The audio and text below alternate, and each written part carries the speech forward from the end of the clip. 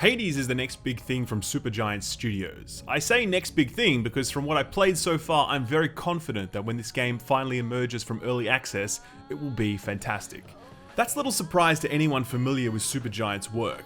Among the crop of small developers that emerged during the indie boom over the last decade, Supergiant stands out for an incredible track record of consistent quality.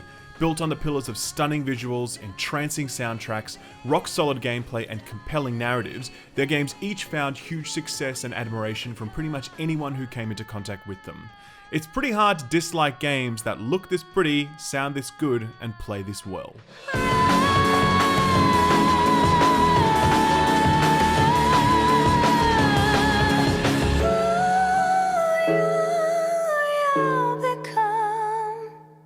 At the Game Awards this year, Supergiant surprised everyone by announcing and releasing Hades into early access, available exclusively on the Epic Games Store. Now, I'm going to talk about the whole early access thing and the exclusive thing at the end of this video, but for now, let's focus on the game itself since I think that matters the most. Hades is a roguelike or roguelite action game. You'll progress through procedurally generated rooms filled with enemies with the aim of getting as far as you can before you inevitably die. Oh, that was it. As you die over and over and over again, you'll amass various currencies that you can use to unlock power-ups, stats, weapons, etc., making subsequent playthroughs easier. The genre has been around for a long-ass time, but most recently the game that's broken through and really caught people's attention is Dead Cells.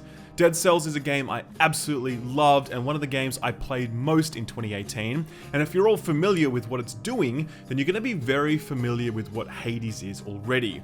It's basically isometric Dead Cells, but with better combat and some actual story. And yes, roguelike fans, I know that there are 100 of other examples dating back eons. I'm just using Dead Cells because it's an example of something that people have played a lot recently. Everyone calm down. For those unfamiliar with the roguelite genre, I'm sure the idea of clearing the same areas over and over and over again sounds repetitive, and it is, but a good roguelike or roguelite is built in such a way that the core gameplay loop is varied and diverse through each playthrough to keep things feeling fresh. To absolutely no one's surprise, I'm sure, Supergiant understood this and they've taken all the right steps to ensure that things hang together really well here. The heart and soul of this game is combat, and it's really excellent. Character movement is snappy and precise, enemy hitboxes are accurate, enemy designs are interesting and create great combinations with each other in each room. Environmental traps are equally hazardous to you and to your enemies, and you'll often be able to use them to your advantage. The core of the combat though is weapon design. Right now there are 4 weapons to choose from a sword, a spear, a shield, and a bow, and all of them have vastly different playstyles while still being equally viable and effective. The sword is your standard 3-swing combo with a far-reaching thrust at the end, and its special is a large instant AoE attack. Come, wretches.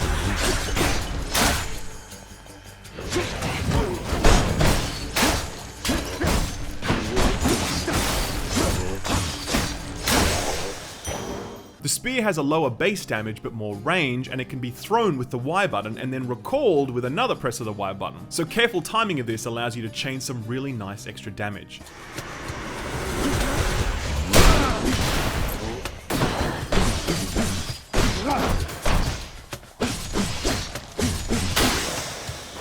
The shield is awesome. It lets you bash opponents into walls for huge damage, and you can charge its attacks to bull rush through enemies, and its special allows you to throw the shield a la Captain America, with it bouncing between opponents before it returns to you.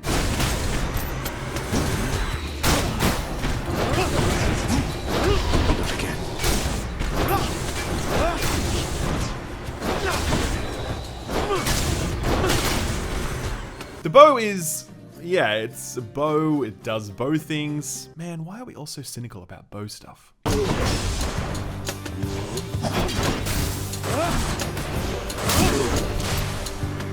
surprise.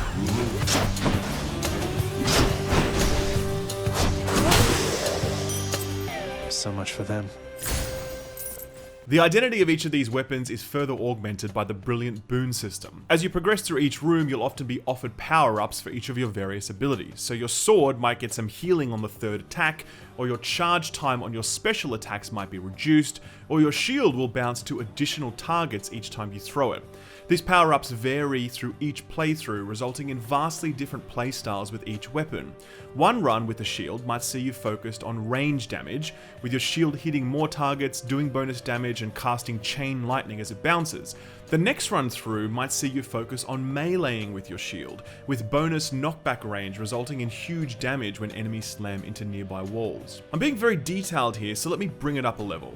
Build diversity in this game is fucking great. Everything is interesting, everything feels good, everything just works, and each time I play through it, it's different in all the good ways. For a roguelike, this is the secret sauce that makes this formula work, and Supergiant are totally nailing it here. I will say though that there's a problem relating to one aspect of enemy design, and that's the fortified enemies. All enemies have a basic red health bar, but some enemies have a yellow health bar, which means their attack animations cannot be interrupted. This makes it really risky to directly engage those enemies, since a lot of Hades' combat is reliant on interrupting the attack animations of your enemies. This does lead you to choosing safer, range-focused builds and will definitely see you kiting enemies around until you wear down their yellow bars. It seems as though combat isn't offering enough incentive to get in close to attack those enemies, and that's having some big flow-on effects at the moment. Still, I have a lot of faith that Supergiant will fix stuff like this up, so we'll watch this space. Beyond combat, the game excels in every regard. Need I sell these visuals to you? Hades is stunning, with its stylized art and rich color palette just leaping off your screen. It's typical Supergiant brilliance, and you'll just never get tired of looking at it.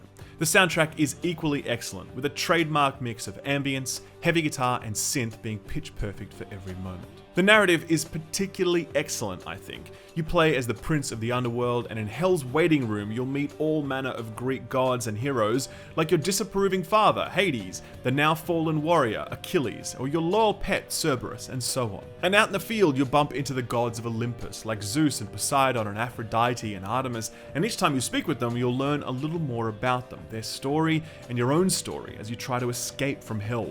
You can collect gifts through your various playthroughs and choose who to bestow them on, with each gift allowing you to deepen your relationship with that character. It's a narrative that is drip-fed to you, but at just the right pace, and the characters are fantastic, with great personality and brilliant voice acting. I just love every cutscene I bump into in this game, and I can't wait to see the story unfold further. Oh, have I got something for you this time, little Hades? Something special I've saved for when you really proved yourself. So, let's talk Turkey. Hades is currently in early access. I typically hate early access, since most of the time it's an excuse for developers to take your money before they've earned it. Supergiant is not one of those developers. They have a rich history of exceptional quality behind them, and they aren't gonna half-ass a release. I paid $20 for Hades, and I have already gotten my money's worth out of it, even though there's only 4 weapons, 27 rooms, and 2.5 bosses. Your mileage may vary, of course, but if you're a fan of Supergiant games or the roguelike genre, then this is a very safe purchase, even at this very early stage. Hades is currently only available on the Epic Games Store. I'm not a fan of this. We already have like 12 different launchers for our PCs, and I don't like being forced to install yet another one just to enjoy one game. The store is also very feature incomplete, with a poor returns policy, some questionable approaches to data and privacy, and no user reviews, which for me is just a deal breaker. Still, they offer a very good revenue split to developers, which is something I do support wholeheartedly. Overall, I'd much rather that Supergiant Games release this on Steam and Good Old Games as well, and let people decide for themselves where they want to buy it. As for ports to the Xbox, PS4 and Switch, they'll no doubt be coming one day. This game feels perfect for the Switch, to be honest, and when it finally does see a release, I'll immediately be buying it there. The pick-up, put-down nature of the roguelite fits the way I play games on the Switch. I mean, this is where I put dozens of hours into Dead Cell, so I look forward to doing the same thing with Hades. In the meantime, I plan to continue playing through the early access build so I can provide feedback to Supergiant. I'm already invested in this title, and I'd very much like to see it released in a perfectly balanced and complete state at launch. This is one of the rare occasions where I'm actually really glad to be taking part in early access, because I know the developer is worth that sort of investment. So that's Hades. It's looking fantastic, and it looks like Supergiant are once again on track to deliver something special. I probably won't do another video on Hades until its release, but I'll keep you up to date on Twitter and Instagram, so be sure to follow me there. Thanks for watching, and don't forget to thumbs up the video if you enjoyed it, and subscribe if you'd like to stick around. Thanks again, and see you next time. Bye-bye.